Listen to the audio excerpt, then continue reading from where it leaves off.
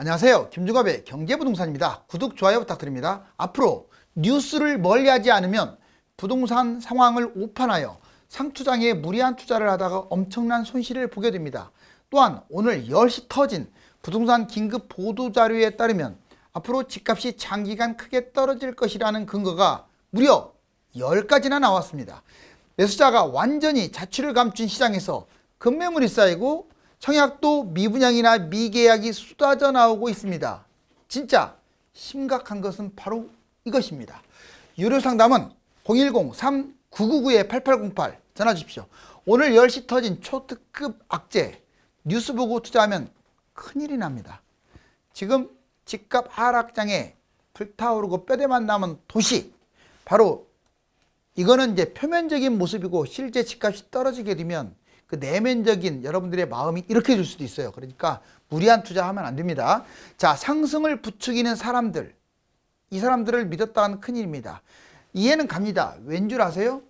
그 누구든 그 같은 그쪽의 업종에 있다면 당연히 자기 일이고 관심이 많으니까 집값이 뛰기를 바라고요. 떨어지기보다는 뛰기를 바랄 수밖에 없어요. 대부분은. 또 관심을 갖게 되고 투자를 하게 되고, 그거를 뭐라고 할 수는 없습니다. 그렇지만 그거를 고지고대로 믿다가 손실을 보면 순전히 여러분들 책임 아니에요? 보세요. 상승 부추기는 사람들, 신문, 방송 욕할 거 못 됩니다. 이 사람들이 이게 직업이야. 왜? 건설사 홍보에서 먹고 살고 기득권을 옹호하고 본인들이 돈 많은 사람들이 많으니까. 두 번째, 전문가들도요. 부동산 전문가들도 당연히 집값 상승 쪽에 무게를 두지 하락에 무게를 두지 않아요. 부동산이 싫으면 부동산 전문가가 안 되겠죠. 관심이 있기 때문에 전문가가 됐을 거 아닙니까? 또한 그것뿐이 아니에요. 이 사람들도 투자 영업을 합니다. 사람이기 때문에. 올라간다고 해야 본인한테 여기 투자할 것이냐 또는 매매할 것이냐에 대한 의뢰가 올 거 아니에요. 그래서 당연히 상승을 옹호할 확률이 커요. 무조건 그렇다는 게 아니라 확률적으로 그렇다는 겁니다. 유튜버들 구독자를 상대로 영업을 하기 때문에 물건을 무조건 매매하는데 포커스를 둡니다. 빌라 지금이라도 잡아라. 오피스텔 여기는 해야 한다. 지역주택조합도 가리면 옥석이 된다. 상가 이건 잡았다가는 노다지다. 자, 이해가셨어요? 커뮤니티가 뭡니까? 뭐 크게 보면 커뮤니티 또는 소셜 네트워크, SNS. 자, 커뮤니티하고 보면은 이게 칼럼, 카페, 뭐 블로그, SNS 많잖아요. 여기에 여러분들 활동하는 거 보세요. 물론 부동산 사이트도 마찬가지입니다. 포털 사이트도.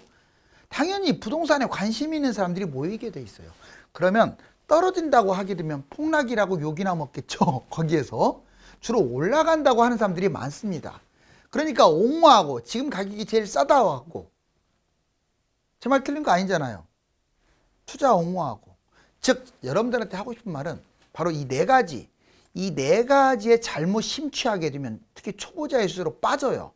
그렇기 때문에 이 상승이 부추기는 사람들을 믿고 투자했다가는 낭패. 집값 급매 상황과 1년 후의 하락 시세.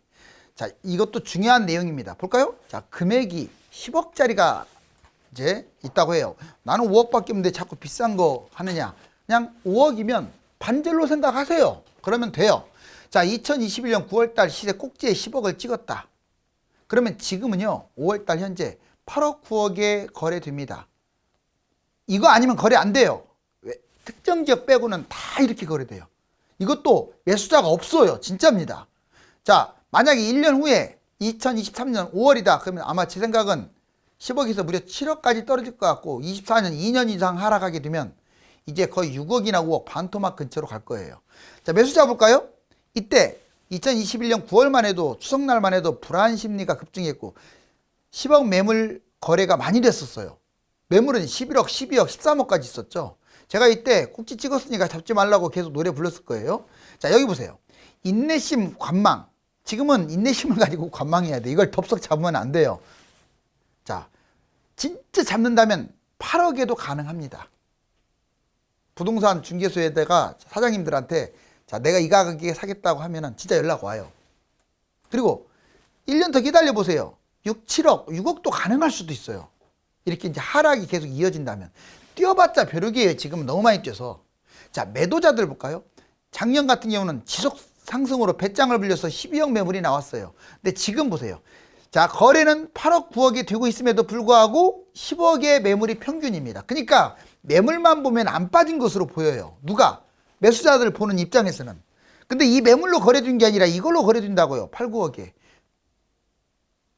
그런데 1년 후에 자, 역시 6억 정도 급매로 매수도 가능할 수 있는데 매물이 뚝 떨어지죠. 이제 2억 정도로 이렇게. 자, 시간이 해결해 줄 문제들이에요. 진짜로 5억이 빠질까요? 10억짜리가 5억으로 빠질까요? 지금 8, 9억에 거래됐어요. 불과 3, 4개월밖에 안 됐는데. 여러분들 2년이면 훨씬 길게 빠지는 거잖아요. 그 6억으로 떨어지는 것은 아주 쉬워요.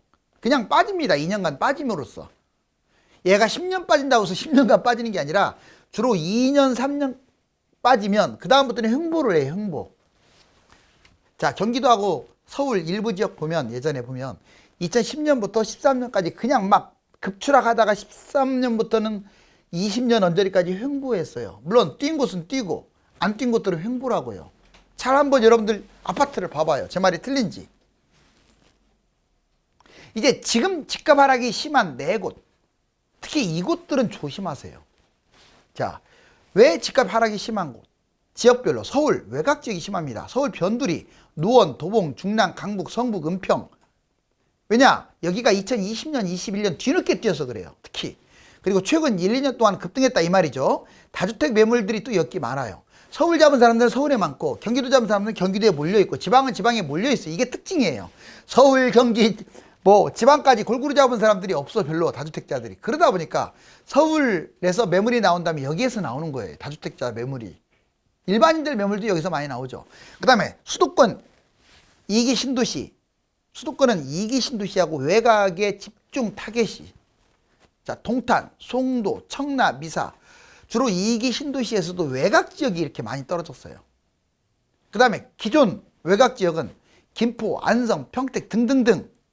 여기가 지금 많이 빠지고 있다 이거예요. 새 아파트 거품이 극에 달하면서 너무 오버해버린 거죠. 그래서 많이 떨어지는 거예요. 3기 신도시보다도 오히려 가성비가 더 나쁩니다. 위치도 그렇고. 그래서 그런 부분들 때문에 지금 2기 신도시가 많이 빠지고 있고요. 외곽 지역이 빠지고 있다. 세 번째는 수도권에서 또 특징이 GTX 또는 호재가 많은 곳들이 추락하고 있다는 점이에요. 왜냐? GTX 인근의 의왕, 안양, 삼본, 안산, 파주 여기만이 아니라 GTX 인근 지역들이 왜 추락하냐? 너무 집값이 거품으로 많이 뛰어버린 거예요. 집값 상승장 호재로 거품 급등하기 때문에 지금 단기 폭등으로 인해서 붕괴되고 있는 거죠. 지방광역시는 전반적으로 하락폭이 큰데 특히 대도시가 많이 빠지고 있죠. 이게 보세요. 세종, 대구, 대전, 울산, 충청 막 무너지고 있어요 지금. 부산만, 광주만 버티고 있다고 했죠. 근데 얘들도 결국은 후행으로 따라갑니다. 1년 동안 빠진 곳이 있고 3개월 빠진 곳들이 있어요. 자, 여기 보시면 세종은 1년 빠졌고 대구, 대전 이런 데는 6개월, 3개월 빠졌죠. 울산, 충청은 지금 빠지기 시작했고 10에서 무려 40%까지 하락을 했어요. 여러분들이 그냥 나온 매물 가지고 평가하면 안 돼요. 매물은 항상 비싸요. 현재 거래가보다 하락장에는 비싸다고요.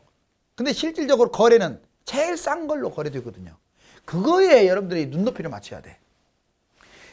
2026년 집값 폭락장 아파트 하락과 분양가 하락. 자, 여러분들 이제 그러면 떨어지게 되면 도대체 아파트가 얼마까지 떨어지고 분양에서도 떨어진다는데 진짜 떨어지는 건 맞는지.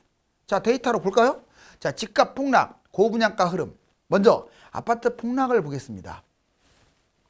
요즘 미분양이 한 달 만에 4배나 늘었다고 지금 한경에도 나오고 있죠. 자, 2022년 다 8억으로 한번 해봤어. 아파트 8억짜리 시세. 그 다음에 서울이나 3기 신도시 분양가 8억. 그냥 일반 분양, 보통 분양하는 곳 8억. 고분양가 한 곳 8억. 다 8억으로 잡았을 때, 자, 이제 하락장이 얼마나 빠지느냐를 한번 봤어요. 한 3, 4년 빠졌을 때. 반토막입니다. 마이너스 4억. 자, 기존 아파트는 반토막으로 생각하면 돼요. 4년간 안 빠져도 2년만 빠져도 반토막 될 가능성이 커요. 자, 그 다음에 분양가 8억. 서울을 3기 신도시는 좋은 곳이에요. 얘들도 빠집니다. 한 7억 정도로. 이게 마이너스 분양가 밑으로 빠져요. 지금은 당첨되면 6, 7억 생각하잖아요. 이런 것들조차도 마이너스로 내려갈 수가 있다 이거죠. 자, 그 다음에 보통 분양. 그냥 일반 분양 별로 좋지 않는 곳, 그냥 나쁘다기보다는 그냥 평범한 곳. 얘들은 2억 정도로 더 내려가요. 분양가 밑으로. 뭐 지금은 내려간 게 아니죠. 지금은 당첨되면 만약 분양권 전매 가능하다면 아마 프리미엄이 1억이나 2억 붙을 거예요. 그렇지만 집값이 이렇게 반토막 나다 보니까 얘들도 이렇게 마이너스 2억까지 떨어진다고요. 하물며 고분양가는요. 8억짜리 무려 3, 4억. 정말 엄청나게 추락할 수 있어요. 조심해야 돼요. 지금 미분양 잡았다가는 떨이 분양되거나 이렇게 빠져요. 자, 그런데 결론적으로는 얘들도 이렇게 상승장에는 올라갈 가능성이 높다. 이 떨어지는 것에 제가 포인트를 두지는 않아요. 이게 먼저 오니까 조심하라는 뜻이고 결국은 이렇게 올라가요. 자, 이번에는 부동산 대폭락 위험 요인 3가지. 자, 대폭락장에 어떤 사람들이 조심해야 하느냐. 먼저 분양부터 보겠습니다. 자, 여기 보면 금리 급등, 시장 냉각, 한숨 깊어지는 영끌족 다주택자 나왔죠. 고분양, 미분양 조심하세요. 지금 잡지 마세요. 웬만하면 하지 마세요. 고분양, 분양가에서 마이너스 30%까지 떨어질 수 있고, 미분양, 떨이 분양에서 또는 미계약도 떨이 분양 될 가능성이 있어요. 회사 보유분 조금 있는 것처럼 말하지만 폭락장만 되면 다 쏟아져 나와요. 그래서 마이너스 이렇게 떨이 분양. 회사 보유분 이거 조심하시라고요. 자, 주로 미분양됐거나 미계약된 곳들이 그런 게 많아요. 자, 위험.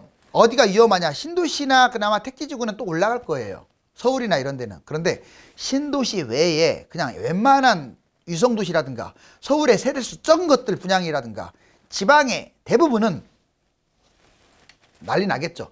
영끌 갭 투자 매입한 사람들도 좀 조심하셔야 돼. 왜? 영끌 대출 40% 이상 받은 사람들이 영끌이라고 하는데 이 정도 떨어질 수 있잖아요. 자, 대출 받은 것만큼 날아가 버리는 거예요. 갭 투자 전세가의 약 한 50%를 투자했다고 생각하자고요. 반토막 뜨면 자기 돈 50%가 다 날아가요. 이거 전세 못 돌려주면요, 전세값도 떨어지니까 경매당하죠. 고가 아파트 금액이 커집니다. 고가 아파트일수록 조심하는 게 금액이 커지잖아요. 그러면 내가 갚을 능력이 더 없어지는 거야. 그 다음에 상투장의 매입, 특히 그냥 쌀 때 매입한 사람은 그나마 뛰었다가 떨어지니까 타격이 덜한데 작년 꼭지에 잡았거나 지금 잡는 사람들은 잘못했다가는 나중에 많이 빠지겠죠. 자, 결국은 가격이 적게는 30%, 많게는 70%까지 폭락하는 위험성을 감수해야 한다. 다주택 법인은 영끌 갭 투자보다 더 위험합니다. 왜 더 위험한 줄 아세요? 다주택자들, 이 사람들은 거의 다 갭 투자가 70%인데 집이 많잖아.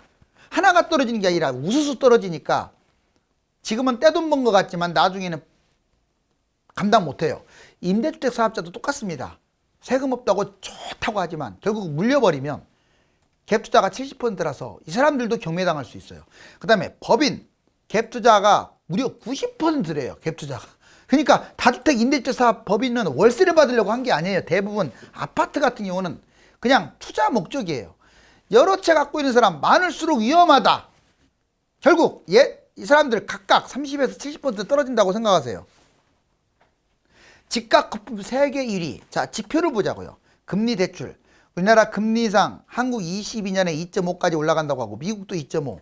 우리나라는 이미 금리상에서 0.25씩 꾸준히 올라갈 것 같고 미국은 빅스텝 0.5씩 꾸준히 올라갈 것 같아요.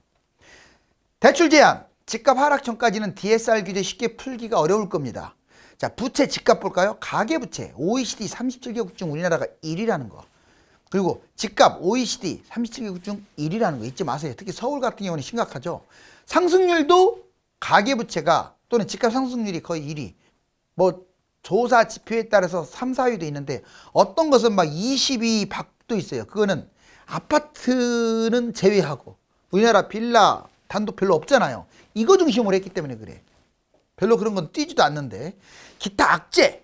자, 인구 감소, 저출산 0.65명, OECD 꼴찌. 자영업자, OECD 37개국 중에서 자영업자가 제일 많아요. 1위입니다. 생산성 저하, 2020년 생산인구 급감. 어떻습니까? 전반적으로 좀 안 좋은 게 많죠. 자, 코로나 팬데믹. 이 코로나 팬데믹으로 인해서 우리나라만이 아니라 다른 나라도 아마 부동산이나 주식이 한번 속칭 박살날 시기가 올 수가 있어요. 여기 보세요. 자, 통화 급증해갖고 양적 완화, 돈을 무진장히 풀었습니다. 그러는 바람에 이게 소비 쪽으로 갔어야 하는데 부동산 거품 폭등을 유발시켰어요. 우리나라가 특히 심했고, 우리나라는 부동산이 심했죠. 주식은 그렇게 심하진 않았고, 다른 나라는 주식이 심했어요. 부동산이 뒤늦게 따라가는 형국. 결국은 이번에 또 원치 않게 물가까지 올라가면서 또 전쟁까지 터지면서 원유 물가가 폭등했고, 결국 이로 인해서 미국부터 빅스텝을 밟아가지고 금리 인상, 긴축 정책, 결국 이 네모 박스까지 왔는데 그 다음에 이어질 건 딱 하나입니다. 부동산 주식의 거품 붕괴밖에 없어요. 잊지 마세요. 이건 거의 코스로 보여져요. 자, 무주택자 선택 6가지. 여러분들 무주택자다 그러면 6가지 선택이 있는데 누가 제일 좋은지 볼까요? 일단은 현금을 증식하는 건 당연한 거예요. 수입을 좀 확대시키고 적금을 최대한도로 들어놓으세요. 뭐 이자 얼마 안 나간다고, 왠지 현금은 손해본다고, 그건 지금 할 이야기가 아니야.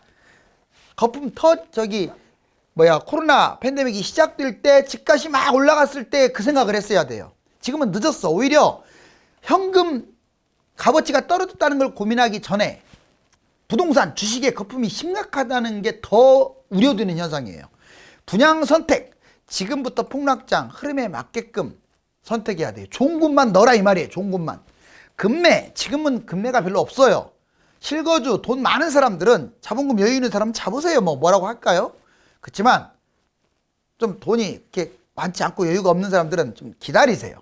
갈아타기, 자, 지금 안 팔리는 것들은 지금 팔아버리세요. 하락장이 안 팔려서 좋은 걸 놓치니까. 자, 황금성 안 팔리니까 교체하라 이 말이에요. 현금 갖고 있어도 되고, 아니면 불안하면 잘 팔리는 걸로 대체. 금액대를 넓히면 안 돼요. 축소시켜야겠죠. 왜? 비싼 게 더 떨어지니까. 폭락장의 매입, 이게 제일 중요하네요. 현금 증식과 폭락장 매입, 분양 선택, 이 3가지 적극적으로 매입하세요. 폭락할 때 내 1주택 있다고 해서 금매 하나 덜렁 잊지 마시고 분양 받으세요. 1주택자도 가능해요. 분양권, 미분양, 특히 3기 신도시나 서울 같은 데는 다 좋잖아요. 웬만하면. 조건도 5% 10% 계약금이라면 질러버려야 돼요. 그런 경우. 대출 땡겨서라도. 이때 아니면 언제 봅니까? 자, 이제 부동산 내리막길 10가지 신호탄. 오늘 지표가 바로 이겁니다. 핵심 지표가. 자, 얼마 전에도 한번 나온 자료인데 주택연금이 급증하고 있어요. 지금이 상투라고 느끼는 거야. 그래서 가장 비쌀 때 연금을 받자. 2번째, 경매 낙찰 하락하고 있어요. 자, 희한한 징조인데 거래량도 없다 보니까 얘들도 낙찰가가 내려가고 있는 거예요. 선행지수잖아요. 결국 집값이 떨어진다. 증여도 급감해요. 왜? 집값이 비싼데 이 비싼 걸 증여세 많이 두고 누가 증여하겠어요. 그러니까 증여도 급감. 거래 장기간 감소. 지금 단기가 아니에요. 거래가 지금 너무 없어요. 매물은 증가합니다. 매물 계속 증가하고 있어요. 미분양 증가하고 있죠. 분양했다 하면 미분양이야 지금. 자, 미분양 무이자도 증가하고 있어요. 얼마나 안 좋으면 이제 점점 늘어날 거야. 무이자, 이자, 후불제 이런 거요. 소형 평형이 떨어지고 있다. 아주 심각한 거죠. 왜냐? 소형 평형이 20년, 21년에 많이 뛰었거든요. 잡을 게 없으니까 소형만 잡은 거야. 그러니까 걔들이 지금 추락하고 있어요. 단기 급등해서. 새 아파트도 하락하고 있어요. 아까 제가 2기 신도시 말했잖아요. 새 아파트, 특히 뉴타운 이런 데 급락하고 있습니다. 서울 하락. 서울이 떨어진다. 이거는 심각한 문제죠. 서울 하락하게 되면 다 빠지는데. 단 강남만 떨어졌다가 약간 반등한 상황인데 이거 가지고 이렇게 많은 걸 가릴 수는 없겠죠. 마지막으로 30년간 집값 폭등락과 신도시 공급 물량. 여기 보세요. 이렇게 뛰었어요. 엄청 떨어졌네요. 91년부터 진짜 하락 기간 길죠. 이게 0이라고 써 있잖아요. 여기 이렇게. 물론 폭등에 비해서 폭락은 조금 그렇게 크지는 않아요. 그러니까 우상향이죠. 그렇지만 많이 뛴 것들은 정말 반토막까지 빠졌습니다. 자, 91년에 1기 신도시 때문에 무너졌고, 이게 무너진 거 보이죠? 이건 IMF고. 그 다음에 여기 보시면 2번째, 이렇게 폭등을 했다가 결국 떨어졌네요. 이렇게 길게 떨어졌죠. 2013년까지. 2기 신도시 물량도 터지고 너무 많이 뛰었기 때문에. 3번째, 지금 이렇게 뛰었죠. 여기까지 올라왔네요. 여기까지. 자, 또 뭐가 분양을 하고 입주를 합니까? 3기 신도시. 이거는 진짜 규칙적이지 않아요? 네모 박스 이거 보세요. 빨간색. 떨어지는 것도 보세요. 이거 신도시도 보시고.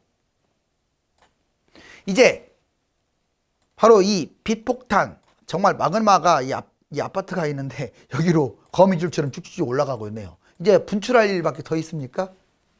2030은 신혼생활을 풍요롭게, 4050은 자녀들을 여유롭게, 6070은 노후 대비를 든든하게 하기 위해서 부동산에 관심은 가져야 합니다. 그런데 잘못 투자하는 순간 일이 꼬여가지고 무려 20년의 세월을 낭비할 수 있다는 사실을 잊어서는 안 됩니다. 감사합니다.